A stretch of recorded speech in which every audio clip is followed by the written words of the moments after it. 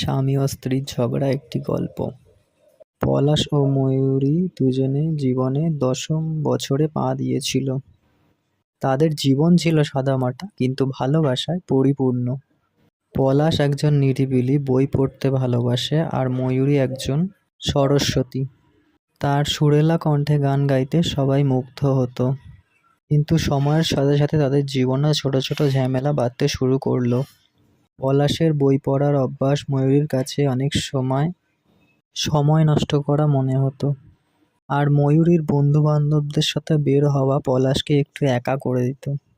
একদিন ময়ূরী তাদের বন্ধু বান্ধবদের সাথে বের হওয়ার জন্য প্রস্তুত হচ্ছিল। পলাশ বই পড়ছিল। ময়ূরী জিজ্ঞেস করলো, আজ রাতে আমরা বের হব, তুমি আসবে না? পলাশ বই থেকে মুখ তুলে বলল, আজ রাতে আমার একটা গুরুত্বপূর্ণ অধ্যায় পড়তে হবে, তুমি গিয়ে আসো। তখনই ময়ূরীর মনে হলো পলাশ তাকে এড়িয়ে যাচ্ছে। সে ক্ষুব্ধ হয়ে বলল, তোমার কাছে এই বইগুলি কি সব থেকে বড়? আমি তো তোমার সাথে একটু সময় কাটাতে চাই। পলাশও ক্ষুব্ধ হয়ে উঠল।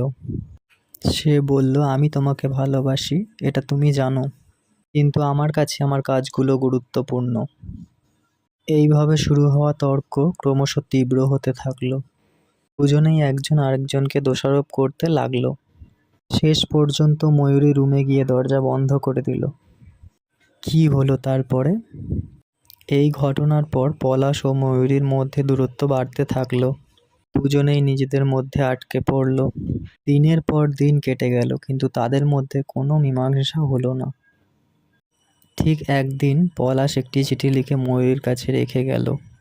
চিঠিতে সে লিখেছিল, আমি বুঝতে পেরেছি যে আমি তোমার ওপর কোনো মনোযোগ দিচ্ছি না। আমি তোমাকে খুব ভালোবাসি, আর আমি চাই আমাদের সম্পর্ক আগের মতোই থাকুক। ময়ূরী চিঠিটি পড়ে অনেক কাঁদল। সেও বুঝতে পারল যে সেও পলাশের ওপর অনেক কঠোর হয়ে গিয়েছিল। সেও পলাশের কাছে গিয়ে ক্ষমা চাইল। এরপর থেকে পলাশ ও ময়ূরী আবার একসাথে থাকতে শুরু করলো। তারা বুঝতে পেরেছিল যে কোনো সম্পর্ক সুরক্ষিত রাখার জন্য দুজনকেই একটু একটু করে চেষ্টা করতে হবে।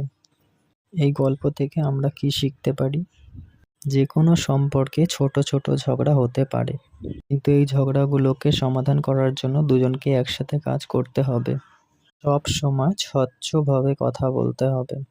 একজন আরেকজনকে বুঝতে চেষ্টা করতে হবে। ভালোবাসা ও সম্মান একটি সম্পর্ককে টিকিয়ে রাখার চেষ্টা করে। আপনি কি আরও কোনো গল্প শুনতে চান? তাহলে কমেন্টে লিখুন। আর ভালো লাগলে চ্যানেলটি অবশ্যই সাবস্ক্রাইব করুন এরকম গল্প সবার আগে দেখার জন্য। Thank you.